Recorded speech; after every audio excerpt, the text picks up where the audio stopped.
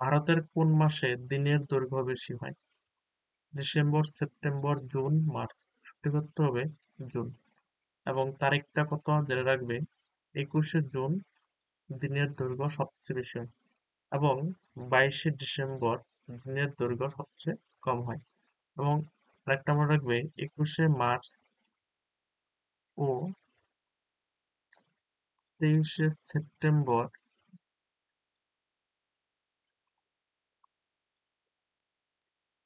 দিন রাত্রির দৈর্ঘ্য সমান হয়, মানে দিন ও রাত্রি সমান সমান,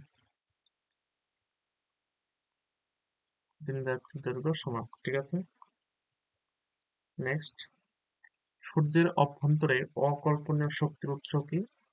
নিউক্লীয় বিভাজন, নিউক্লীয় বিভাজন, অতিরিক্ত তেজস্ক্রিয় মৌলের উপস্থিত এবং উপরে কোনটি নয়। এখানে সঠিক উত্তর হবে নিউক্লীয় সংযোজন বা নিউক্লীয় ফিউশন। নেক্সট, স্কারভি রোগ প্রতিহত হয় কোন ভিটামিন দ্বারা?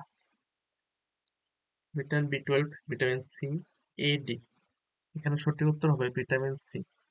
ভিটামিন সি এর দ্বারা স্কারভি রোগ প্রতিহত হয়, অর্থাৎ ভিটামিন সি এর অভাবে কি রোগ হয়? স্কারভি রোগ হয়। ভিটামিন সি এর রাসায়নিক নাম কি? Ascorbic acid.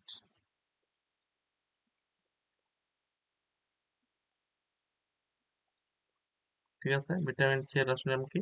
Ascorbic acid. এবং ভিটামিন 12 এর রাসায়নিক নাম হলো সায়ানো কোবালামিন।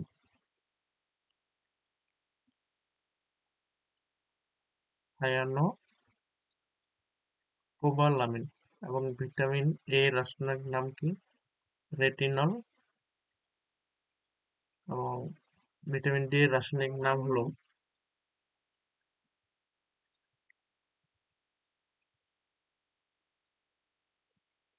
এবং ভিটামিন ডি এর রাসায়নিক নাম হলো ক্যালসিফেরল। নেক্সট, বৃক্কের গঠনগত ও কার্যগত একক হলো, সঠিক উত্তর হবে নেফ্রন। প্রতিটি বৃক্কে, মনে রাখবে, প্রতিটি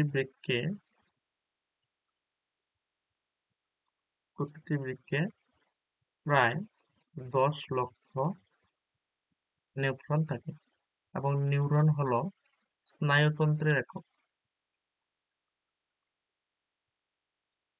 স্নায়ুতন্ত্রের একক। এবং ম্যালপিজিয়ান নালিকা হলো উম, পতঙ্গ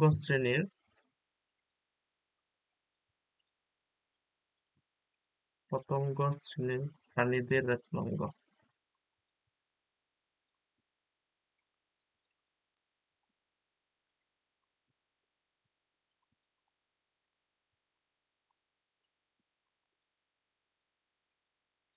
নেক্সট, স্বাধীন ভারতের প্রথম গভর্নর জেনারেল কে? স্বাধীন ভারতের প্রথম গভর্নর জেনারেলকে C Rajagopalachari, Warren Hastings, Lord Dalhousie এবং লর্ড মাউন্টব্যাটেন। সঠিক উত্তর হবে সি রাজাগোপালাচারী। স্বাধীন ভারতের প্রথম এবং শেষ গভর্নর। যদি কোশ্চেন আসে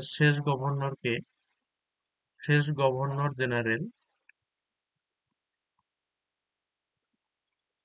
তাহলেও উত্তর হবে সি রাজা গোপালাচারী।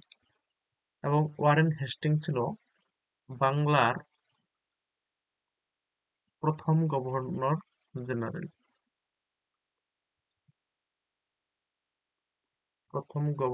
জেনারেল। এবং বাংলার শেষ গভর্নর।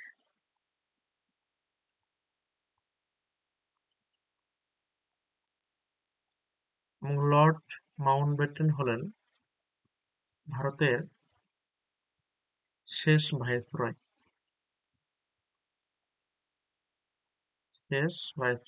অথবা কোশ্চেন আসতে পারে ব্রিটিশ ভারতের শেষ ভাইসরয় লর্ড মাউন্টব্যাটেন।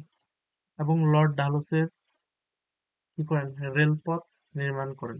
এটা মনে রাখবে, ভারতের সর্বপ্রথম রেলপথ নির্মাণ করেন 1853 সালে হাওড়া থেকে হুগলি পর্যন্ত। ঠিক আছে, আজকে এই পর্যন্ত রইলো। যদি ভালো লেগে থাকে অবশ্যই লাইক করে দিও এবং বন্ধুদের মধ্যে শেয়ার করে দিও।